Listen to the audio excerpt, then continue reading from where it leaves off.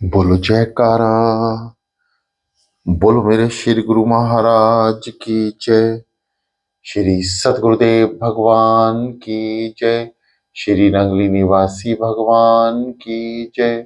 श्री परमहंस दयाल जी महाराज की जय। श्रीमद् भागवत रहस्य आगे। सर्वव्यापक हो चुके श्री सुखदेव जी वृक्षों द्वारा उत्तर देते हैं। हे मुनिराज, आपको पुत्र के वियोग से दुख हो रहा है, परंतु हमको तो ये जो पत्थर भी मारता है हम उसे फल देते हैं। वृक्षों के पुत्र उनके फल हैं, पत्थर मारने वाले को भी फल दे वही वैष्णव है। तो आप पुत्र वियोग से किस लिए रोते हैं? आपका बेटा तो जगत कल्याण करने चला है। व्यास जी अभी तक विग्रह है। इस पर सुखदेव जी ने कहा, यह जीव तो अनेक बार पुत्र बना और अनेकों बार पिता बना। वासनाओं से बंधा जीव अनेक बार पिता पुत्र स्त्री बनता है। अनेकों बार पूर्व जन्म के शत्रु भी घर में आ जाते हैं। अपनी वासनाओं के कारण दादा ही पुत्र बनकर आता है। वासना ही सदा पुनर्जन्म का कारण बनती है। पिताजी, मेरे और आपके अनेक जन्म हुए हैं, पूर्व जन्म याद नहीं रहते हैं। यही अच्छा है। पिताजी, ना तो आप मेरे पिताजी हैं और ना मैं आपका पुत्र। आपके और मेरे सच्चे पिता तो श्री नारायण हैं। वास्तव में तो जीव का सच्चा संबंध ईश्वर के साथ ही है। पिताजी, मेरे पीछे ना पड़ो, श्री भगवान के पीछे पड़ो। आप अपना जीवन परमात्मा के लिए बनाइए। मुझे जो आनंद मिला है वह आनंद मैं जगत को देना चाहता हूं। तब सुखदेव जी वहां से नर्मदा तट पर आए हैं। श्री सुखदेव जी ने कहा कि नर्मदा, इस किनारे पर मैं बैठता हूं और सामने के किनारे पर आप विराजिए। पिताजी, अब मेरा ध्यान छोड़ दो, मेरा ध्यान ना करो। दूर से चाहे आप मुझे देखते रहें, परंतु ध्यान तो परमात्मा का ही करें। जो परमात्मा के पीछे पड़ते हैं वे ज्ञानी हैं। पैसे के पीछे मत पड़ो, परंतु परमात्मा के पीछे पड़ो। भागवत की कथा सुनने के बाद आप भी परमात्मा के पीछे पड़ो, तभी कथा स्वर्ण सार्थक होगा।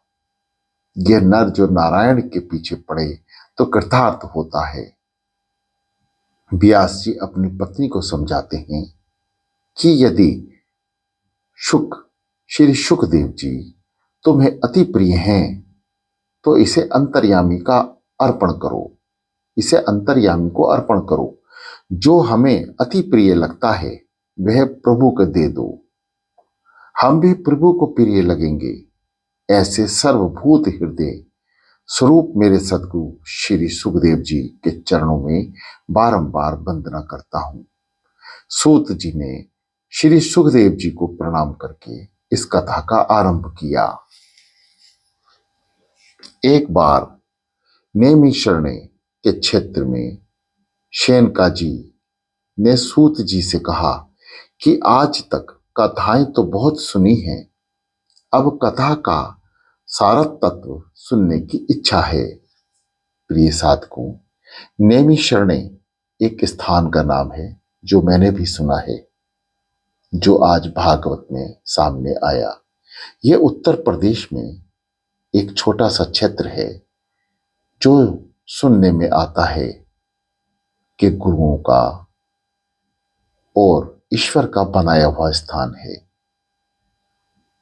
आगे हमें अब कथा नहीं सुननी है, सब कथाओं का सारभूत क्या है यह सुनना है। कथा सारम मम करुणामयम, ऐसी कथा सुनाइए कि हमारी भगवान श्री कृष्ण में भक्ति दृढ़ हो, हमें श्री कृष्ण की प्राप्ति हो। जैसे मक्खन सबका सार यानी तत्व है, वैसे सबका सार तत्व श्री कृष्ण भगवान है। श्री ठाकुर जी को मक्खन बहुत प्रिय है। लाला लल्ला को मक्खन प्रिय है। लाला को मक्खन भाई रे, कुछ और ना काम आए रे। मक्खन सबका सार है और परमात्मा सार भोगी है।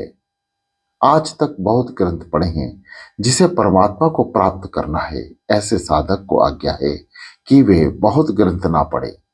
अनेक ग्रंथ पढ़ने से वृद्धि में विपक्ष खड़ा हो जाता है। हमारे भगवान श्री बाल कृष्ण सारभोगी हैं, अतः वैष्णव भक्त सारभोगी हैं, अतः सर्व कथाओं का सारत्व तत्व सुनने की इच्छा हुई है। जीव प्रकृति का भोग छोड़ो और श्री कृष्ण में मन जोड़ो, तो जीव भी शिव बन जाए। भागवत मक्खन है, दूसरे शास्त्र दूध दही जैसे हैं। सारे शास्त्रों में सार रूप यह श्री कृष्ण कथा है।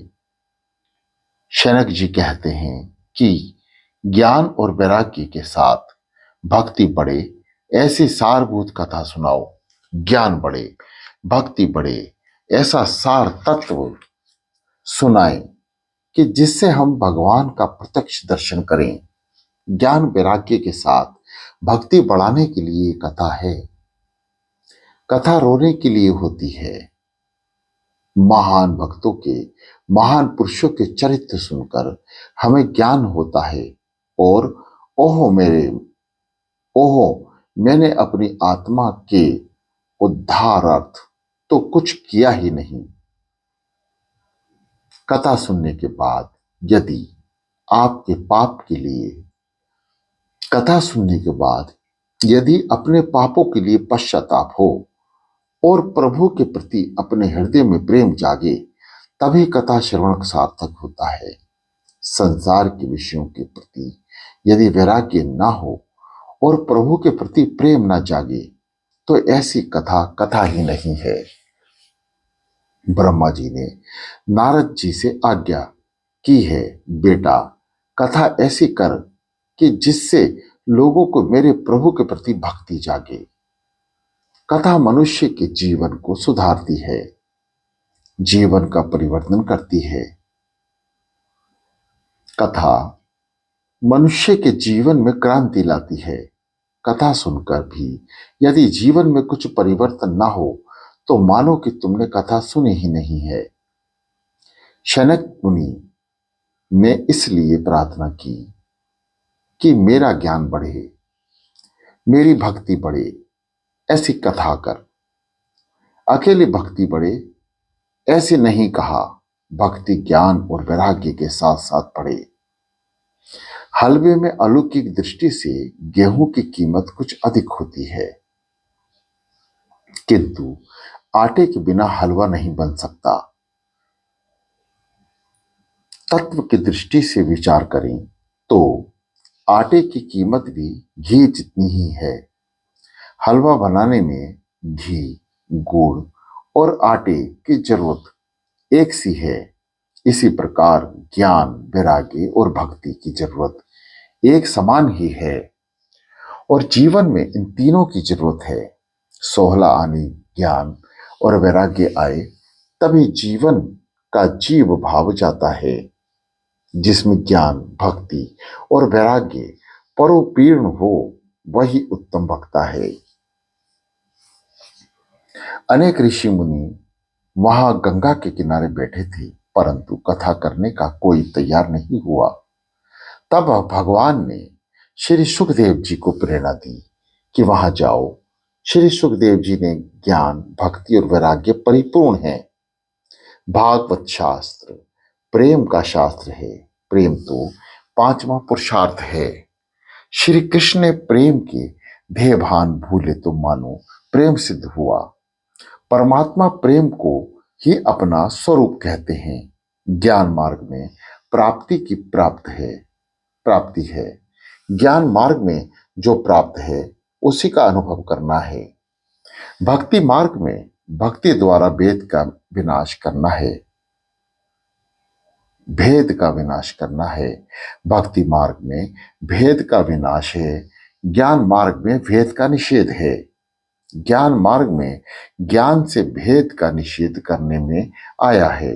ज्ञान और भक्ति दोनों मार्ग का लक्ष्य एक ही है। सूत जी कहते हैं, आप सब ज्ञानी हैं, परंतु लोगों पर उपकार करने के लिए आप प्रश्न पूछते हैं, तो कृपया सावधान होकर कथा सुनिए। पूर्व जन्मों के पुण्य का उदय होता है, तभी इस पवित्र कथा के सुनने का योग मिलता है। कलयुग के जीवों को काल रूपी सर्प के मुख से छुड़ाने के लिए श्री सुखदेव जी ने भी भागवत की कथा कही है। जिस समय श्री सुखदेव जी परीक्षित राजा को यह कथा सुना रहे थे, उस समय अमृत लेकर स्वर्ग के देवतागण वहां आए। उन्होंने कहा, स्वर्ग का ये अमृत हम राजा को देते हैं और बदले में ये कथामृत आप हमें दीजिए। सुखदेव जी ने परीक्षित जी से पूछा कि ये कथामृत पीना है या स्वर्ग का अमृत। तब परीक्षित जी ने श्री सुखदेव जी से पूछा कि स्वर्ग का अमृत पीने से क्या लाभ। सुखदेव जी ने कहा, स्वर्ग का अमृत पीने से स्वर्ग के सुख मिलते हैं, परंतु स्वर्ग का अमृत दुख मिश्रित है। स्वर्ग का अमृत पीने से पुण्य का क्षय होता है, परंतु पापों का क्षय होता है। स्वर्ग का अमृत पीने से पुण्य का क्षय होता है, परंतु पापों का क्षय नहीं होता। कथामृत के पान से पापों का नाश होता है। कथामृत से भोग वासना का विनाश होता है। अतः स्वर्ग के अमृत से यह कथामृत श्रेष्ठ है। सनत कुमार ब्रह्मलोक में रहते थे। एक बार वे भी इस कथा का आनंद लेने भारत में आए। इससे लगता है कि ब्रह्मलोक में भी इस कथा के आनंद जैसा कोई आनंद नहीं। तब परीक्षित राजा ने कहा, भगवान, मुझे ये स्वर्ग का अमृत नहीं पीना है। मैं तो इस अमृत कथा का ही पान करूंगा। साथ ही दिनों में यज्ञ और वैराग्य को जागृत करने के लिए यह कथा है। साथ ही दिनों में ज्ञान और वैराग्य को जागृत करने के लिए कथा है। ज्ञान और वैराग्य अपने अंदर ही हैं, परंतु वे सोए हुए हैं, उन्हें जागृत करना है। आगे कथा आएगी कि ज्ञान और वैराग्य को मूर्छा आई हुई है। 7 दिन में ही इस ज्ञान और वैराग्य को जागृत करके भक्ति रस उत्पन्न करना है। इसके लिए यह कथा है, ऐसा और कोई ग्रंथ नहीं कि जो 7 ही दिनों में मुक्ति दिलाए। सूत जी कहते हैं कि 7 ही दिनों में परीक्षित जी को जिस कथा से मुक्ति मिली थी, वही कथा आपको सुनाता हूं। 7 दिनों में ही परीक्षित को मुक्ति मिली। कारण उसके लिए निश्चित किया था कि ठीक 7वें ही दिन उसको काल आने वाला है। परंतु हम तो काल को भूल जाते हैं। वक्ता सुखदेव जी जैसा अद्भुत हो और श्रोता परीक्षित जैसा अधिकारी हो तो 7 दिन में मुक्ति मिलती है। वक्ता और श्रोता दोनों अधिकारी होने चाहिए। बिजली का प्रवाह और गोला यानी बल्ब दोनों ठीक होने चाहिए। वक्ता और श्रोता दोनों ही अधिकारी हों, तभी यह कथा मुक्ति दिलाती है। कथा सुनी तो परीक्षित को लेने विमान आया और उनको सद्गति मिली। परीक्षित महाराज विमान में बैठकर श्री परमात्मा के धाम में गए।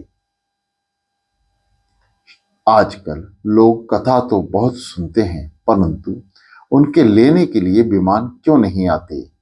इसका कारण यही है कि वक्ता और श्रोता अधिकारी नहीं मिलते। मनुष्य जब तक वासनाओं में फंसा है, तब तक विमान कैसे आएगा? और यदि इससे पहले विमान आ भी जाए तो इन पर कोई बैठेगा नहीं। कदाचित स्वर्ग में से ही विमान लेने आए लेने के लिए आ भी जाए तो भी मनुष्य की जाने की तैयारी भी तो कहाँ है। हम सब विकार और वासनाओं से बंधे हुए हैं। मनुष्य पत्नी, पुत्र, धन, घर आदि में फंसा है। जब तक ये आसक्ति छूटेगी नहीं, तब तक मुक्ति नहीं है। जिसका मन परमात्मा के रंग में रंग गया है, उसके लिए तो ये जहां बैठा है वही मुक्ति है। ऐसों के लिए तो विमान आए भी तो क्या और ना आए भी तो क्या। ईश्वर के साथ तन्मयता हो जाए, उसी से ही आनंद मिलता है। उससे बढ़कर आनंद तो वैकुंठ में भी नहीं। भक्ति तुकाराम को लेने को भक्त तुकाराम को लेने को विमान आया तो तुकाराम ने अपनी पत्नी से कहा कि इस जीवन में तो तुम्हें कोई सुख ना दे सका, परंतु परमात्मा के हमारे लिए विमान भेजा है, तो चलो तुम्हें विमान में बिठाकर परमात्मा के धाम ले चलूं। आओ मेरे साथ चलो। परंतु पत्नी ने ना ने माना।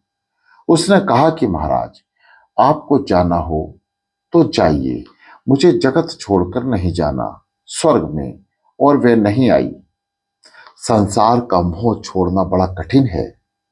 जब तक वासना अंकुशित हो जाए, तब तक शांति नहीं मिल सकती। कथा का एकाध सिद्धांत भी यही, दिल में उतर आए तो जीवन मधुर बन जाए। वासनाएं बढ़ती हैं, भोग बढ़ते हैं, इसी से संसार कटु बन जाता है। जब तक वासनाएं क्षीण ना हो जाए, तब तक मुक्ति मिल ही नहीं सकती। पूर्व जन्म का शरीर तो चला गया है, परंतु पूर्व जन्म का मन नहीं गया।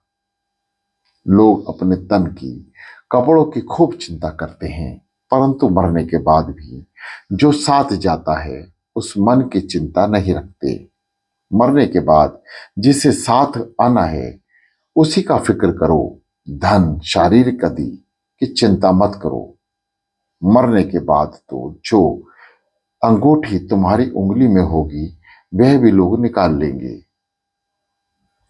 आचार विचार के बिना मन की शुद्धि नहीं होती।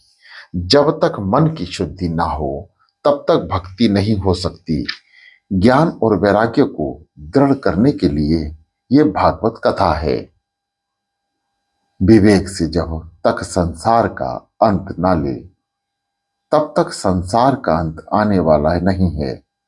जीवन में संयम और सदाचार जब तक ना आए, तब तक पुस्तकों से मिला ज्ञान किसी काम नहीं आएगा। केवल ज्ञान भी किस काम का। एक गृहस्थी के पुत्र का अवसान हुआ। गृहस्थ रोता है। उसके घर कोई ज्ञानी साधु आता है और उपदेश करता है, आत्मा अमर है, मरण शरीर का क्या होता है।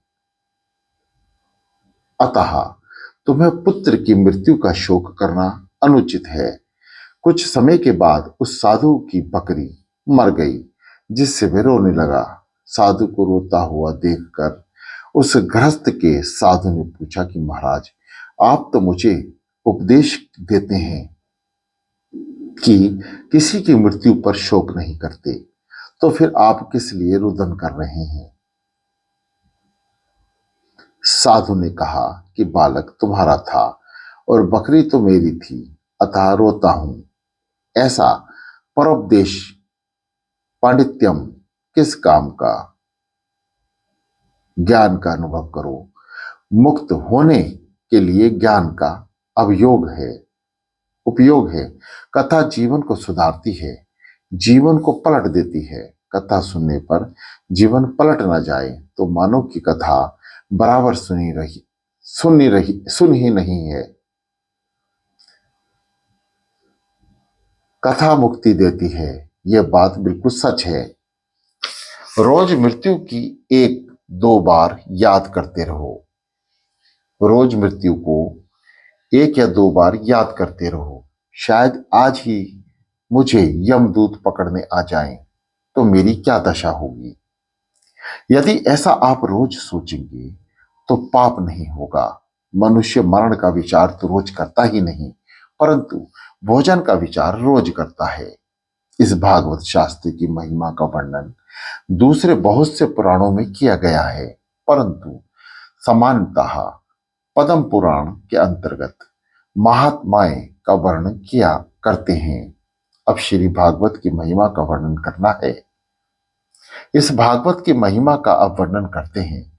इस कथा का महात्माएं एक बार सनत कुमारों ने श्री नारद जी से कह सुनाया था।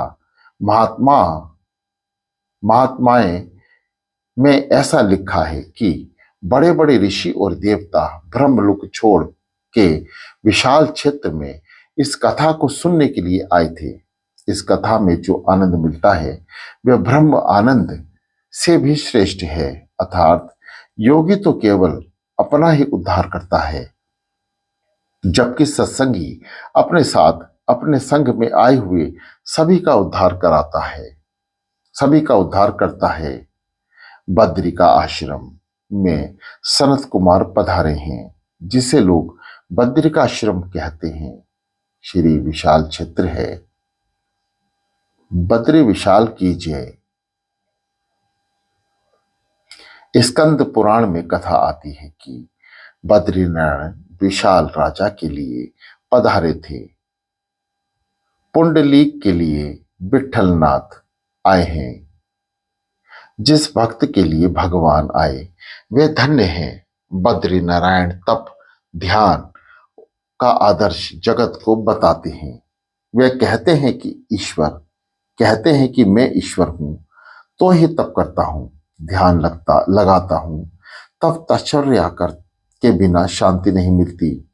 जीव कठिन तपश्चर्या नहीं कर सकता। अतः श्री भगवान आदर्श बताते हैं, बालक जब दवाई नहीं खाता तो माता स्वयं उसे खाकर दिखाती है, जिससे बालक समझे कि दवाई भी एक खाने की वस्तु है। वैसे तो माता को दवाई खाने की कोई जरूरत नहीं है, परंतु बालक को समझाने के लिए वे भी खा लेती है। श्री बद्री नारायण के मंदिर में लक्ष्मी जी की मूर्ति मंदिर के बाहर है। स्त्री और बालक का संग तपश्चर्या में विघ्न रूप है। इसमें स्त्री की कुछ निंदा नहीं, परंतु काम की निंदा है। किसी को पत्नी और बालकों का त्याग नहीं करना, इसलिए कहना पड़ता है कि पत्नी और बच्चों के साथ रहकर घर में ही भगवान का भजन करो। इसी तरह तपस्विनी स्त्री के लिए भी पुरुष का संग तजस्य है। विशालपुरी में जहां सनत कुमार विराजते थे, वहां एक दिन नारद जी घूमते हुए आ गए। वहां सनत्कुमार ऋषियों के साथ नारद जी का मिलन हुआ। नारद जी का मुख उदास देखकर सनकादि ने उनसे उदासीनता का कारण पूछा कि आप चिंता में क्यों हैं। कुछ चिंतारुतरो, आप हरिदास हैं। श्री कृष्ण का दास कभी होवे नहीं उदास। वैष्णव तो सदा प्रसन्न रहता है, जो चिंता करे वही तो वैष्णव है। वैष्णव तो प्रभु का चिंतन करता है, फिर भी आप प्रसन्न क्यों नहीं। नारद जी ने कहा कि मेरा देश दुखी है, सत्य तप दया दान रहे नहीं है। मनुष्य बोलता है कुछ और उनके मन में कुछ और ही होता है और करता है कुछ और ही है। और कुछ क्या कहूं, उदर भारणियों जीवहा। जीव केवल अपने अपने पेट भरने वाले और स्वार्थी हो गए हैं। समाज में किसी को भी सुख शांति नहीं मिली है। मैंने अनेकों स्थानों का परिभ्रमण किया है, परंतु फिर भी मुझे शांति नहीं मिली। आज सारा देश दुखी क्यों हो रहा है। नारद जी ने इसके कई कारण बताए हैं। धर्म और ईश्वर में जब तक आस्थावान नहीं बने तब तक देश सुखी नहीं रह सकता, जिससे जीवन में धर्म का प्रधान है। उसे जीवन में कभी शांति नहीं मिलती। धर्म और ईश्वर को भुलाने वाला मानव कभी सुख नहीं रहता। जगत में अब धर्म हमारा ही कहा है। नारद जी ने यह दुख से कहा है कि अब इस जगत में सत्य नहीं रहा। संतः नास्ति, जगत में असत्य बहुत बढ़ गया है। असत्य के समान कोई पाप नहीं। उपनिषदों में कहा है कि असत्यभाषी को ना केवल पाप ही लगता है अपितु उनके पुण्यों का भी क्षय होता है। यदि सच्चा आनंद पाने की इच्छा रहते हो तो सत्य में निष्ठा रखो। असत्य बोलने वाला व्यक्ति ना तो कभी सुखी हुआ है और ना कभी होगा। मितभाषी बनोगी तो सत्यवाणी बन सकोगे। जगत में कहीं भी पवित्रता दिखाई नहीं देती। शरीर और वस्त्र जिस प्रकार साफ सुथरे रखते हैं उसी प्रकार मन को भी पवित्र रखना चाहिए। मनुष्य कपड़े को तो स्वच्छ रखता है परंतु मन को स्वच्छ नहीं रखता। मन को बिल्कुल पवित्र रखो। मन को बिल्कुल पवित्र रखो क्योंकि मन तो साथ साथ आएगा। जगत में कहीं भी नीति का दर्शन नहीं होता है। नीति और अनीति से बहुत कुछ धन संपत्ति जुटानी है और कुमार्ग में खर्च भी करनी है। कुटुंब सुख और के उपरांत भी कोई सुख है या नहीं, इसका विचार भी मनुष्य करता नहीं है। यह तो यही सोचता है कि इस धन संपत्ति से मैं अपने कुटुंब को सुखी रखूंगा। अपने इंद्रियों का यह इतना ही दास बना रहता है कि उसे कोई पवित्र विचार आता ही नहीं है। शरीर और इंद्रियों के सुख में वह ऐसा तो फंसा है कि शांति से विचार भी नहीं कर सकता कि सच्चा और श्रेष्ठ आनंद कौन सा है और कैसे मिल सकता है।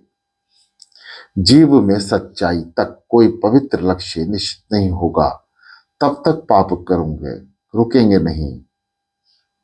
जो लक्ष्य को क्षण करता है वही पाप से बच सकता है। मनुष्य को अपने जीवन का लक्ष्य मालूम नहीं है।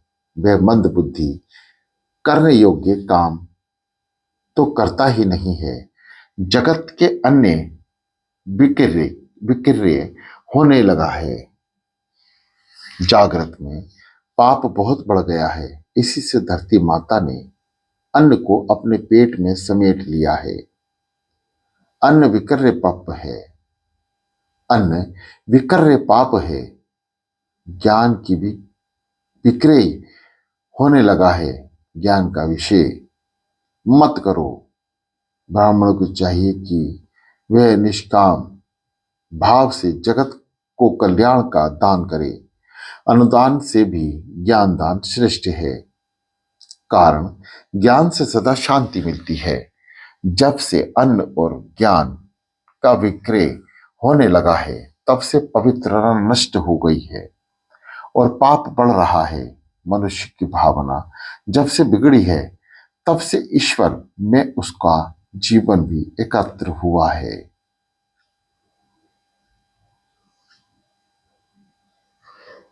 संसार में मुझे कहीं भी शांति नजर नहीं आई।